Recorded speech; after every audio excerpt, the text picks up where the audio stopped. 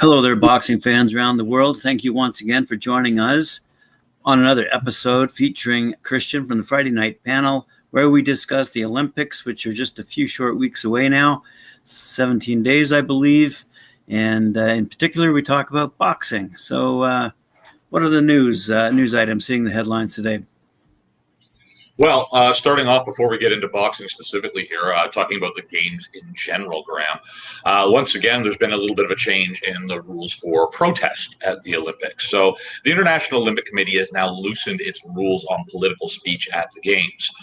But however, Olympic leaders in the U.S. and plenty of the athletes, mainly U.S. again, are saying that these changes don't go far enough. So with the July 23rd opening of the Tokyo Games nearing, American and international Olympic officials are disputing where to draw the line for protests. A number of athletes are signaling the possibility of testing those limits with some kind of gesture at the Games. Now, so leaders of the U.S. Olympic and Paralympic Committee announced back in December, you guys will remember here, that they would not be punishing American athletes who exercise their free speech rights at the Games, so long as, with the caveat here, so long as they don't express hatred or attack any particular individual or group. But the IOC, which on Friday did announce new rules allowing more freedom of expression by athletes at venue, said that all demonstrations would be forbidden on medal podiums, the field of play during competition, as well as the opening and closing ceremonies.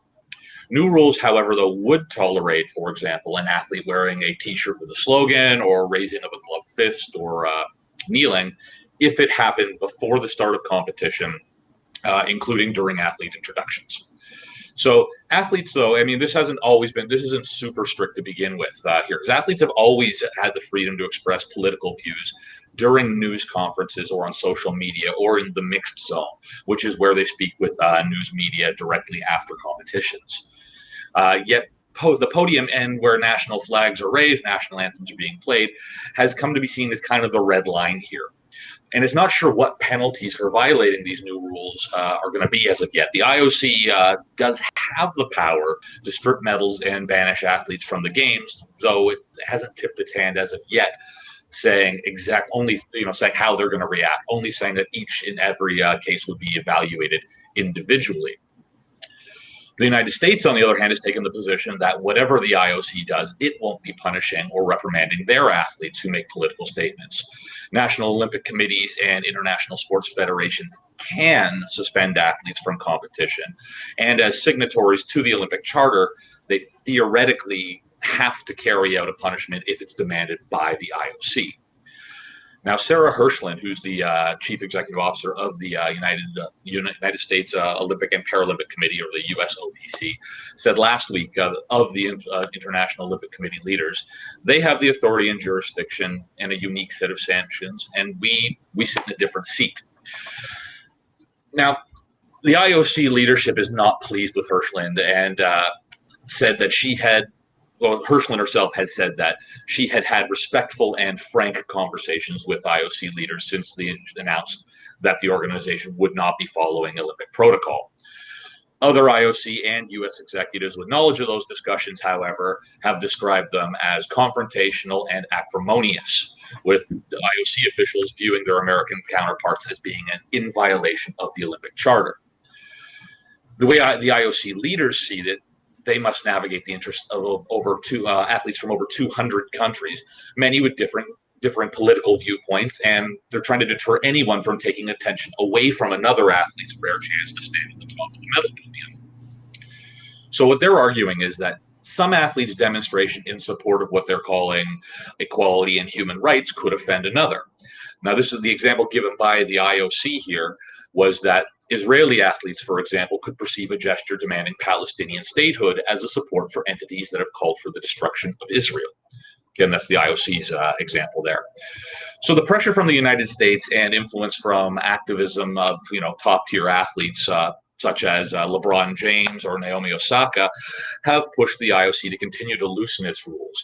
And that progress has taken on a bit of a new urgency as the Tokyo Games are approaching. very quickly, as you mentioned there, Graham. Many American athletes, however, believe that any limit on speech that does not specifically express hatred contributes to the dehumanization of athletes, and that it is in itself at odds with key Olympic and Paralympic values. And that's in the words of the USOPC's Racial and Social Justice Committee. During the past year, the IOC Athletes Commission surveyed athletes on this free speech issue. The commission reported that more than 2/3 of the 3,547 athletes from 185 countries surveyed said that political speech and other forms of demonstration should not be occurring on the field of competition or during opening ceremony or on the medal podium. However, a survey of American athletes revealed overwhelming support for letting athletes decide where and when to express themselves. Now, the IOC themselves have never actually gone as far as stripping medals because of a political statement, but it has in the past sent athletes home from the games and permanently banished some for either a protest or what they perceived as being disrespectful behavior on a podium. But it has been, in all fairness, some time since any of these punishments were handed down. Hirschland said that athletes have been seeking answers about penalties and ramifications. They want to know, is there an appeals process and how quickly an appeal would be heard? And the clock is ticking, and she says they don't have a whole lot of time to sort this out. David Walczynski, who is a leading Olympic historian, has said that the IOC, though, is actually far less concerned about what might actually be happening at these Tokyo Games.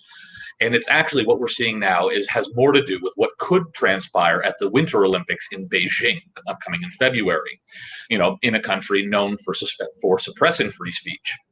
Walczynski says this is not about U.S. athletes. There are athletes from other countries with their own concerns and entire teams with human rights issues. So, once again, as we get closer to the games, if the IOC does provide any further guidance on what it is that they're going to be doing, what they consider to be banned statements and things of that nature, and more importantly, if they actually put together any guidelines on what ramifications are going to look like for those who are found to be in violation of these protocols, we will definitely let you guys know. We've been keeping an eye on this story to see if anything comes of it. So again, we'll keep you guys updated on that. But for now, let's move on. I want to talk about Australian boxer Alex Winwood. Now, Alex Winwood has landed in Tokyo for his Olympic debut, and his coach says that he has as good a chance as any for gold. Now, Coach Brian Santori from Eureka Boxing Club says he's fought some of the top in the world, and he's got experience behind him now. Now, there are 28 in his division, and I'm confident that he can match with any one of those 28. All things being equal, Alex has a good chance. But in Olympics, once you're beaten, you're out. There are no second chances, so it will be a little bit of the luck of the draw. These are all good fighters. So Winwood's first fight is scheduled for the 28th of July. He made national headlines in Australia back in May when he became the first indigenous Australian announced to represent Australia at the Tokyo Olympics. Big T says no chance on this particular one, and he's usually pretty good here. But according to his coach, he's in with a shot here. Now, he's going to be joining 5 other Australians on the Olympic boxing team with Sky Nicholson and Perth native Caitlin Parker to compete in featherweight and middleweight classes, respectively. Sky Nicholson, definitely one to watch out for. She is tough. And looking over at the lads here, we've got Paulo Acuso, Harry Garside, and Alex Winwood to contest in the men's light heavyweight, lightweight, and super heavyweight and flyweight divisions. They were supposed to be originally joined by Justice Honey, but as you guys know, he broke his hand recently, gave himself a boxer's break in his recent match against Paul Galen. So he will be sitting these Olympics out. And to be fair, Justice Hooney was probably their top contender for a gold medal at these games. So a bit of a blow to the Aussies there.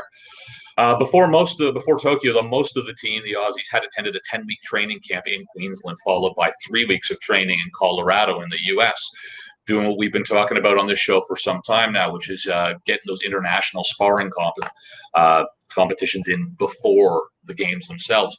Varying who you're sparring from around the world makes a big, big difference. That was one of the big complaints we're seeing out in New Zealand with David. I've lost his last name now. Nika. being unable to get out of New Zealand at the moment to get some international sparring behind him. But while in Queensland there, Winwood said that he would be representing the people of Australia and his Noongar people, saying, I want to bring everyone together, my country and my people at the same time. I love that they're bringing athletes together, especially indigenous athletes, so that we can spread our heritage and our stories through the Olympic Games. Coach Sartori said that preparation had been long for Winwood, saying it's up early every morning with a solid run, strength and conditioning at midday, and boxing every evening. But his training is a reflection of the equally grueling qualification process, according to the coach, saying that you have to finish top 5 or 6 in Asia, Oceania to qualify for the Olympics these days, depending on what division you're in. The days of just winning an Australian title are long gone. As a qualification, that is. And it's a lot harder preparation, which at the end of the day might be a good thing, according to the coach. Once again, this comes back to those varied competition opportunities. But congratulations to Winwood here from being the first indigenous Australian boxer to head to the games. Hopefully he'll be the first in a string, and we'll be looking forward to see what the Aussies have to give us in just a couple of weeks' time. Or, we'll look forward to watching them, get knocked down by the Brits, according to Big T. So we will see what happens out there. But that's what I've got for you this morning, looking around the rings, Graham. That's a great report. I'm looking forward, as I've always said, the best of the best from around the world competing. I talked to Mikey the other day about, the professionals re-entering, if you will, the competition. And, it's just going to be a really exciting time, I think, the first few days. You've got so many people with so much ambition, so much training behind them, and no matter what the background. For these pros coming back, I really don't have a whole. I mean, there's guys again like Justice Hooney, if he had made it back, was in with a shot. But a lot of these pros, and we've covered this in the past, it's just such a different style of boxing. So in these particular games, other than maybe Yumar Marshall out of the Philippines, and again, he hasn't been gone from the amateur game all that long. There's not a ton of these guys out there who are pros coming back that we're going, they're just going to blow away the competition. Right. It really is a different style of boxing. So I don't really see any huge advantage to coming, or any advantage really at all, of coming back from training pro. I was just giving credit where credit's due in terms of if they've qualified for their respective teams, no matter their background. I'm just excited to see the best of the best go toe-to-toe. Absolutely. So great report. Thank you very much. Appreciate it. I don't think we have heard much other than that poor fellow breaking his hand from the Australians, and I'm looking forward to it. It's good stuff. Thank you.